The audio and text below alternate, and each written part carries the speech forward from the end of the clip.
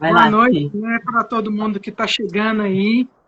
Nós três, eu, Simone, o Beto e a Deise, que estamos aqui, somos os cogestores da plataforma Caleidoscópico. Essa plataforma que tem como objetivo trabalhar com a temática das 4 regenerações, que é a regeneração das pessoas, das instituições, das relações e dos indivíduos e do planeta, né, das pessoas, indivíduos e do planeta. E a gente tem o costume, né, de fazer algumas conversas aí, compartilhar alguns conteúdos, principalmente na nossa comunidade, dentro do WhatsApp, mas também aqui, nesse ano, resolvemos fazer alguns conteúdos aqui também e deixar ativado aqui pelo Instagram. Então, bem-vindos a essa live de hoje, que a temática vai ser mudanças no campo de trabalho. E aí estamos com 2 pessoas, né, que trabalham diretamente com isso e que estudam isso com frequência, que é a Deise e o Beto. Então, vou convidar, né, a Deise e o Beto a se apresentarem e contar um pouquinho, né, de onde que vem essa trajetória deles e essa conexão com o mundo do trabalho. A minha conexão com este assunto é que eu mesma já fiz 3 grandes transições de carreira na vida. Já fui do mundo corporativo, já fui subir na carreira, fui executiva, fiz um caminho, vamos dizer assim, mais tradicional, dos 18 anos em diante. Depois que eu tive minha filha, eu pedi demissão e fui empreender com um negócio de artesanato, de culinária, durante um bom tempo, e fiz a minha última transição aí por volta, ela foi se delineando por volta de 2016 até 2018, que eu decidi trabalhar só com o desenvolvimento de pessoas, que no fundo é o que eu realmente gosto.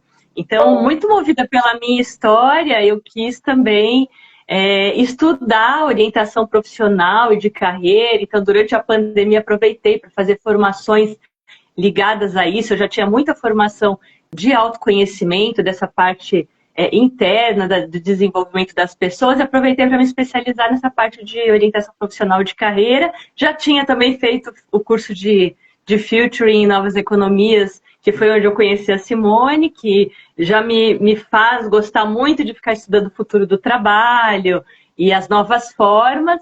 Então, foi quase que uma convergência natural eu trabalhar mesmo com isso, com essa parte de orientação profissional bem voltada para desenvolver as pessoas, para ativar o brilho delas, para que elas se reconheçam mais e tragam mais propósito para a vida de trabalho delas. Conta para nós também, Beto, aí sua trajetória para as pessoas te conhecerem um pouquinho. Eu venho olhar para a relação das pessoas com o trabalho depois de ter liderado alguns times comerciais, né? Trabalhei com comércio de móvel de alto padrão durante 10 anos, depois dei aula, passei por startups e sempre tive a curiosidade de entender por que dentro do mesmo espaço, com os mesmos recursos, as pessoas se conectavam de maneira diferente com o trabalho. Aí eu comecei a estudar isso, depois eu também fiz uma pós em Jung, para entender essa parte mais simbólica, e hoje eu estou dedicado só a isso, a olhar para essa relação das pessoas com o trabalho, o que isso desperta nelas, e é uma das coisas que eu tenho muito prazer em trazer aqui para a Caleidoscópio. Tem, inclusive, um trabalho que você faz na Inédito também, né, Beto? E é na empresa, né, que tem, inclusive, esse nome aí por conta de ser essa conexão inédita de cada um também, né? Bem, gente, já queria deixar aberto aí para todo mundo que estiver nos ouvindo, que quiser colocar perguntas, dúvidas em relação a essas questões e participar com a gente, sintam-se à vontade, né? Seja agora no momento que está ao vivo, ou até mesmo depois, se quiser colocar alguma pergunta, a gente vai ter uma alegria aí de responder e de comentar e fazer um diálogo disso. E aí eu queria que vocês começassem, né, falando um pouquinho do que vocês percebem que está mudando. A gente escuta tanto falar que a gente está em transição de mundos, que a carreira profissional está mudando, e as perspectivas estão mudando, que o cenário não é mais o mesmo. Queria que vocês dessem um panorama assim, para a gente do que vocês acreditam que se baseiam essas mudanças. Quer começar, Beto? Pode ser. Eu acredito que essas mudanças se baseiam em tudo. O mundo todo está mudando, né? A partir da hora que a gente passou a se conectar mais em rede, a ter mais informação e a se conectar com mais pessoas e possibilidades, mudou a maneira como a gente lida com o trabalho, né? E eu acredito, né, o trabalho é o lugar onde a gente passa mais tempo, enquanto a gente tem o ofício como atividade do dia a dia. Eu acredito que a gente passa a entender que esse tempo é um tempo precioso também, que não é só um tempo que a gente vende em troca do dinheiro no fim do mês, mas que ele também tem que entregar alguma coisa para a gente, né? Então eu parto desse princípio. Você quer adicionar? Eu acredito que no mundo do trabalho, uma coisa forte que aconteceu também, que a gente não pode negar, é a questão tecnológica, né? Então, primeiro a indústria 4.0, toda a mudança tecnológica para IA, para todas as tecnologias que a gente está vendo evoluir rapidamente, e sempre depois de uma mudança tecnológica vem uma mudança comportamental. Ela vem meio que na marra, não tem como não ter a mudança comportamental, porque é uma mudança muito grande de tecnologia, e isso que você comentou antes combina com isso, né? Então a gente passou a estar em rede com a internet e tal. Agora a gente está indo para um outro nível muito maior ainda de tecnologia, que vai exigir toda uma readaptação. Não é só a tecnologia, tem muita coisa acontecendo. A gente teve pandemia, que fez muita gente questionar a questão de estar todos os dias no escritório.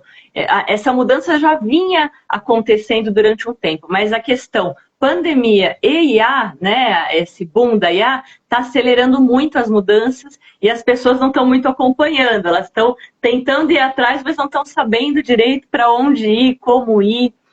Então, tem aí um fato da substituição de muitos trabalhos por tecnologia, por coisas tecnológicas, exemplos, diagnósticos. É muito além da IA, tem muitas outras tecnologias tomando espaço aí. E isso muda o perfil de quem trabalha. O perfil de um médico que antes precisava entender muito tecnicamente a parte de diagnóstico, o perfil de um advogado que antes precisava entender muito a parte técnica das leis, né? Então, tudo isso muda completamente o mundo de trabalho para praticamente todo mundo. Simples assim.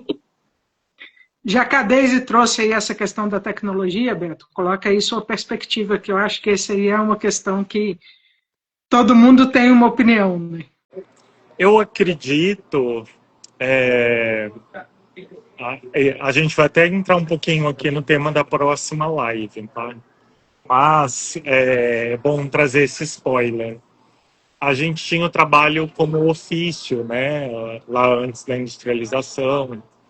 E quando a industrialização vem, a gente passa a seriar o trabalho e a padronizar o trabalho, né? Aí, a partir da hora que o trabalho é padronizado, é como se a mão de obra fosse um commodity. E agora que a gente tem a tecnologia para fazer tudo que é repetível, e também a percepção um pouco mais acurada da relação com o trabalho, a permanência no trabalho deixa de ser simplesmente de você estar ali operando alguma coisa.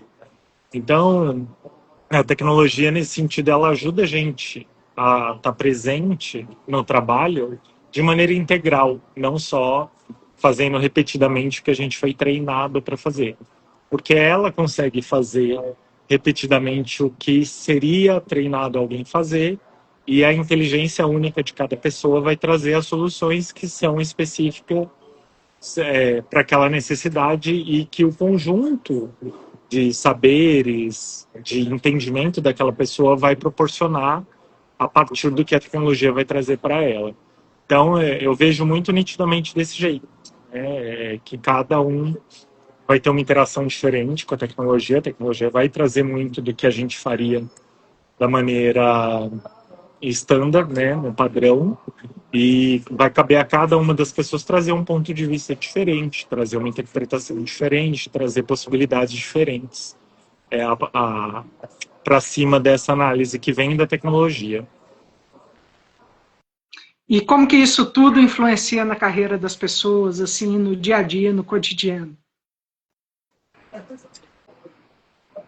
Isso influencia completamente, sim, porque mudou o jeito de existir carreiras, né? As carreiras eram bem mais lineares e a gente agora está num momento bem líquido, bem volátil. Então, o que você estuda na faculdade, quando você acaba a faculdade, já não serve mais. Imagina ir para a vida inteira. Então, a gente já tem várias previsões de ter 5 profissões por vida. Eu já mudei 3, né? Mas os jovens de hoje, a previsão é que eles tenham 5 profissões diferentes durante a vida.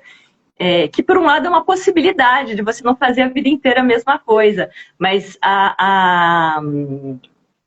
a necessidade da formalização da faculdade, de toda essa coisa para cada uma dessas carreiras já não é tão grande, porque acaba sendo exigido que você aprenda de uma forma mais ágil, mais rápida, mais diversa. Então, por exemplo, o pessoal da tecnologia agora está super em alta, os cursos são de tecnólogos, são cursos de 2, 3 anos, você já entra na área e já começa a trabalhar, porque não tem tempo hábil para as pessoas aprenderem para cobrirem o espaço do mercado de trabalho. Então, tem uma mudança grande aí e que faz mudar o perfil das pessoas também. As pessoas também precisam ser menos técnicas dentro do mercado de trabalho, porque a parte técnica, a IA ajuda muito. A pessoa precisa aprender a trabalhar com a IA, junto com a IA. Então, a parte técnica, eu dei o exemplo do advogado agora há pouco. A parte técnica, que antes você tinha que conhecer livros e livros, você vai conhecer os livros, mas você vai conseguir facilmente puxar, compilar, encontrar jurisprudência, encontrar ajudas com a IA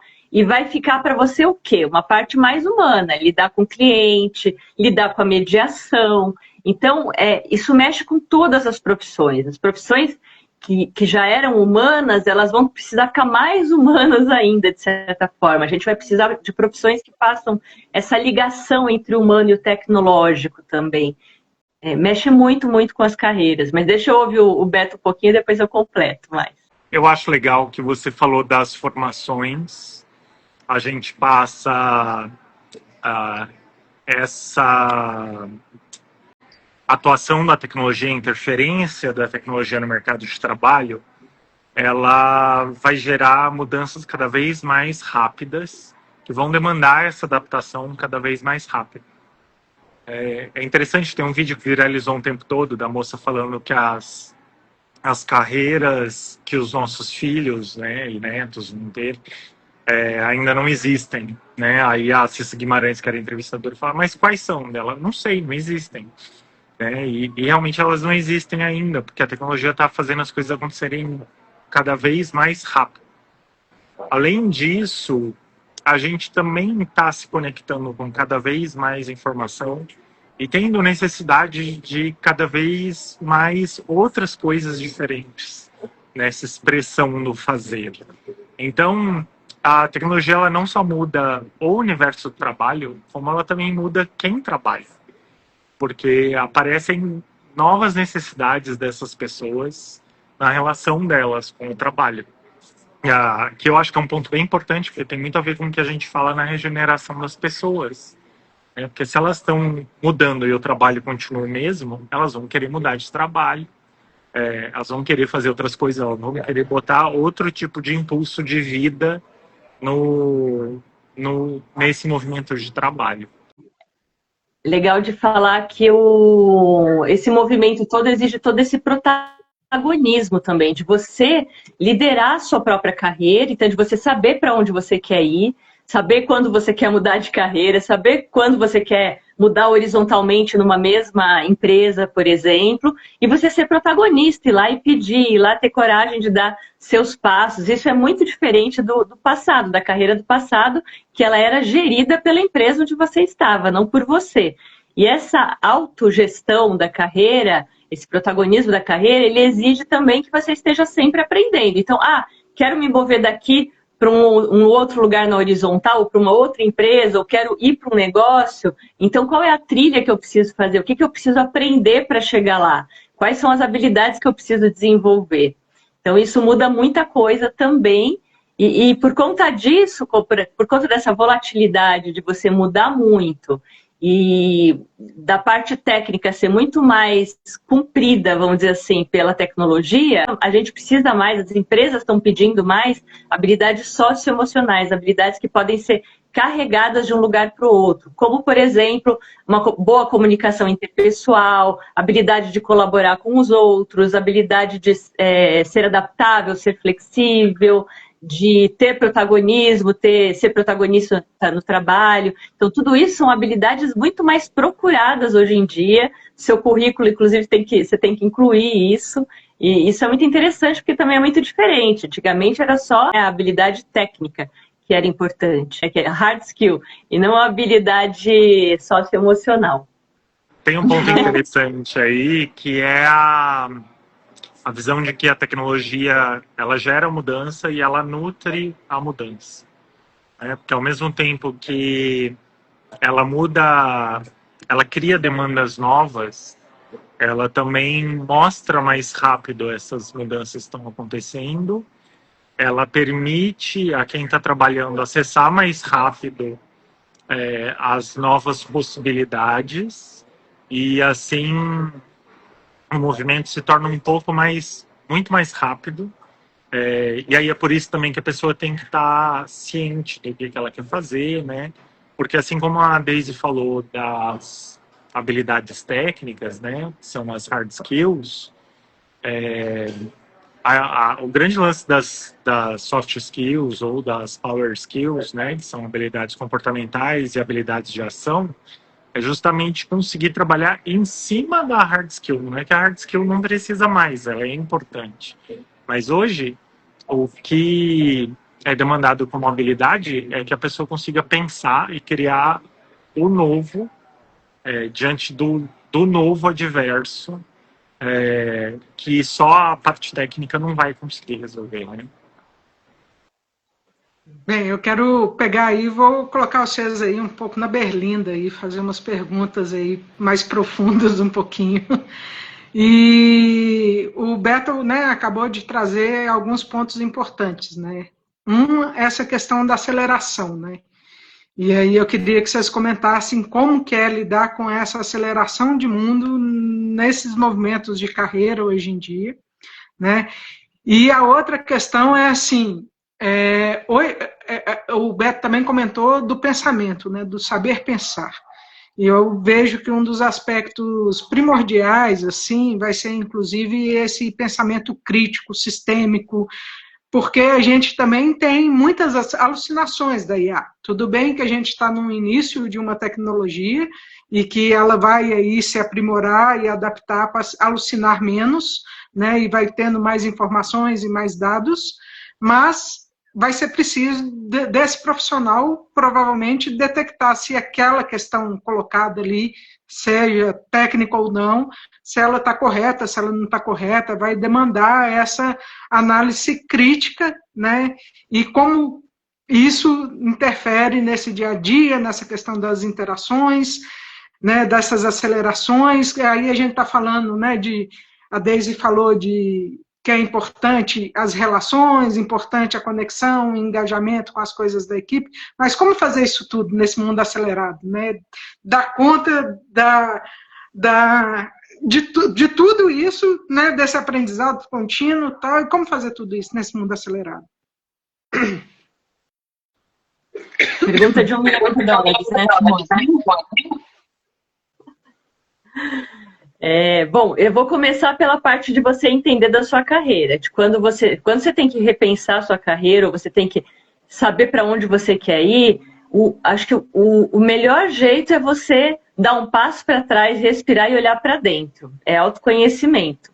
É por isso que a gente trabalha muito com autoconhecimento quando a gente faz os processos, tanto o raiz como o brota, a gente começa pelo autoconhecimento, tem que começar por você. Você que tem que protagonizar e saber, a partir de você, para onde você quer ir. A partir de você significa a partir dos seus talentos, dos seus gostos, das suas habilidades, do que você faz bem, dos seus valores, né? Então, você tem que partir de você. Não dá para você partir da aceleração do mundo, porque senão você vai ficar que nem uma bolinha de ping-pong, batendo para lá e para cá, sem acertar, né?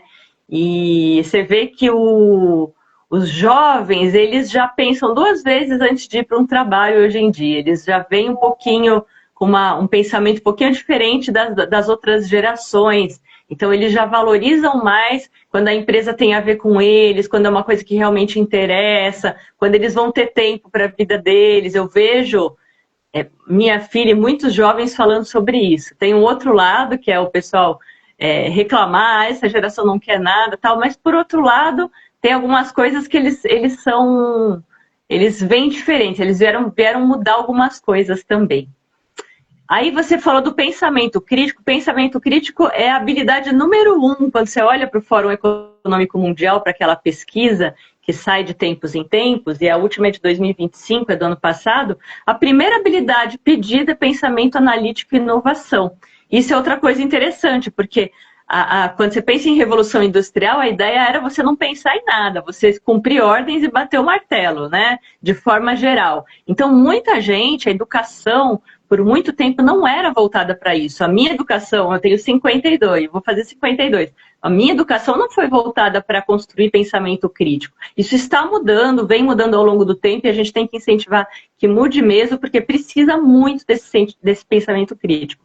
Mas é uma novidade exigida por esses novos tempos, cada vez mais também, né? E vou deixar um pouco para o Beto comentar. Sobre o pensamento crítico e a aceleração, eu entendo que essas duas coisas se complementam, né? Porque quanto mais rápido é o movimento, mais presente cada um de nós tem que estar. Então, a necessidade de presença... Tá dando um pouquinho de eco aqui no áudio. Vocês podem me vocês. Tá bom, tá tranquilo. Quanto mais a gente está acelerado, mais a gente tem que estar presente para conseguir perceber, saber o que está fazendo. E essa presença, ela está relacionada em observar a direção para onde está esse trabalho, esse ofício, essa demanda, enfim. E compreender se ela está diretamente relacionada com a sua intenção de entrega para o mundo. A gente veio de muitos e muitos anos, mais de um século, entendendo como o trabalho era só vender o tempo e receber dinheiro. E agora, a gente corresponsável pela entrega que está acontecendo ali. E se a gente está corresponsável e a aceleração está atropelando a gente, em algum momento a gente vai adoecer, porque a gente vai perceber que está entregando para o mundo coisa que a gente não quer entregar. E aí a presença, a pausa, ela é importante justamente para fazer essa análise, de entender assim, o que eu quero entregar para o mundo, e este lugar e essa entrega que eu faço estão indo na direção do que eu realmente quero que o mundo tenha. Eu acho que toda coisa orbita, toda a possibilidade da gente conseguir lidar com a aceleração e com a digitalização, quando a gente fala das pessoas, orbita nisso. O que essa pessoa quer do mundo daqui para frente e se ela está num lugar e num ofício que permite a ela caminhar na direção dessa entrega. Bem, gente, vou trazer aqui também uma pergunta que o professor Robson colocou aqui, junto com um comentário, Ele colocou que parece que a tecnologia ganha hoje um status de agente subjetivo entre nós. Quais são os possíveis nós que temos que enfrentar quando usamos especificamente a IA generativa?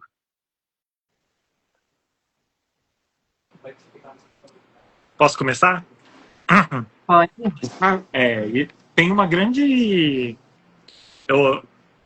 questionamento sobre as IAs generativas, porque, independente de elas serem generativas ou não, mas sempre sobre os vieses, O que foi pré-programado, quais são as bases de dados onde essas IAs estão trabalhando. E aqui a gente entende claramente por que a capacidade analítica e a visão crítica são importantes. Porque se a gente entende a IA como um grande conselheiro, a gente deixa de pensar e passa, de certa maneira, a obedecer ela.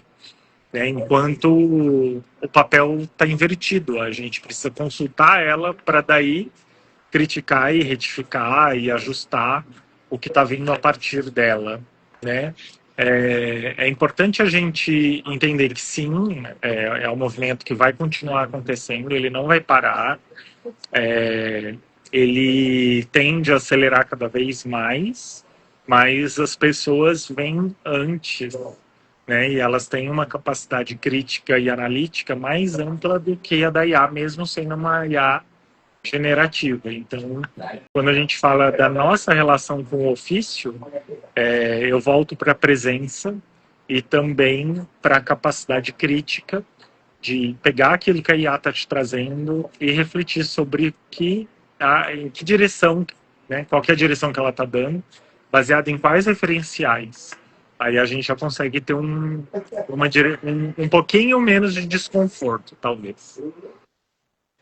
Eu vou adicionar aí nessa pergunta do Robson, que eu trabalho com diversidade etária, inclusive entrou o Abrão aí, que é do grupo Trabalho 60 Mais, que é um grupo bem bacana, e uma das vantagens de quem já é 50, 60 mais em relação a tudo isso é que você tem lastro, você tem conhecimento para fazer boas perguntas para a IA e para duvidar da IA e ir atrás e tentar entender melhor, coisa que muitos dos jovens não têm por falta de tempo, de vivência mesmo, né, de tudo isso. Então é interessante, porque a gente está vivendo uma época que a gente precisa dessa pontinha jovens que sabem muito sobre a tecnologia, que tem muita facilidade, mas a gente também precisa muito dessa outra ponta, que é a experiência de vida, que são as pessoas que já viveram muito, já viram muita coisa, já tiveram muita experiência, e por conta dessa experiência, podem fazer boas perguntas para a IA e podem utilizar ela de forma melhor até, podem programar a gente de forma melhor, por exemplo, porque já tem muito arcabouço para ter pensamento crítico, né? Mas tem um risco grande aí, né, Robson? O risco da facilidade aí em relação aos jovens e de as pessoas realmente passarem a estudar menos, né? A questão do ler menos e tudo isso que está acontecendo, que muitas vezes não desenvolve esse lado, né? Uma preocupação aí com os jovens que estão sendo criados aí nessa era. E eu vejo, né, Deise, completando aí, me dando o direito também de colocar um ponto a mais aí nessa pergunta do Robson, né? Tem a questão também você colocou um ponto muito importante, que é essa diversidade, né? Diversidade de perspectivas, né? E até que ponto que a IA também não vai, como ela está puxando de um mesmo banco de dados e é um programa que está ali acostumado, né, a responder de uma mesma forma, um mesmo prompt, né? Até que ponto que isso também não tem um risco de uma homogeneização de resposta, sabe? Então, isso também é um risco, né, de tentar colocar todo mundo numa mesma caixa, né? E aí vem, mais uma vez, na minha perspectiva, a importância das pessoas e das relações e inclusive desse olhar do autoconhecimento, tanto da empresa, né, do autoconhecimento da própria empresa, como o autoconhecimento dos indivíduos, de conseguir entender se está indo por esse caminho estratégico ou se está indo simplesmente para uma mesma direção que a IA está dando de resposta. É verdade, sim. E você aí tem um spoiler, porque a gente vai fazer semana que vem. Semana que vem, na quarta-feira, a gente vai fazer uma próxima live, rápida, assim, também um bate-papo rápido, mas com foco em falar em significado do trabalho nessa era que a gente está vivendo. Porque tudo isso, todo esse contexto externo mexe com como a gente vê o trabalho e com o significado do trabalho mesmo, né? E aí você tem até o contexto pandemia que fez muita gente se internalizar mais, repensar, muita gente trocou de emprego, pediu demissão, teve divórcios, também teve várias coisas aí, né? Casou, divorciou, teve coisas em vários âmbitos, mas mexendo com a pessoa, as pessoas pararam para pensar nelas mesmas, e isso de alguma forma está seguindo, né? Esse significado do trabalho, esse questionamento está seguindo em frente. Eu vejo muita gente questionando, eu trabalho aí com orientação profissional, vejo muita gente 40, não é nem só 50, 60 a mais, às vezes é com 40, com 30, 35, já está questionando o mundo do trabalho. Aliás, os jovenzinhos já estão. Eu já ouço muito questionamento deles. Então, semana que vem, quarta-feira, a gente vai estar aqui de novo e a gente vai falar de significado do trabalho. Então, Robson, Débora, que estiveram aí, e Átila, vem conversar com a gente também.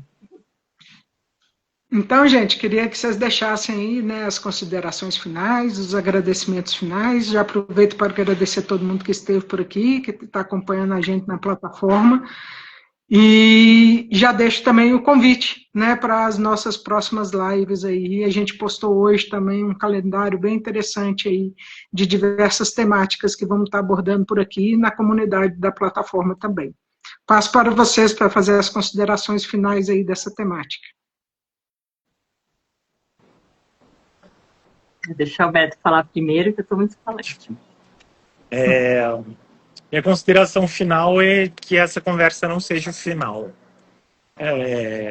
Tanto eu quanto Daisy, dentro e fora da Caleidoscópio, a gente tenta impactar as pessoas nesse despertar.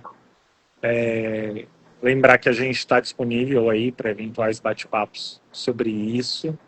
E que o nosso planejamento da Caleidoscópio também está muito orientado para essa visão de regenerar as pessoas, as relações e as organizações para conseguir regenerar o mundo.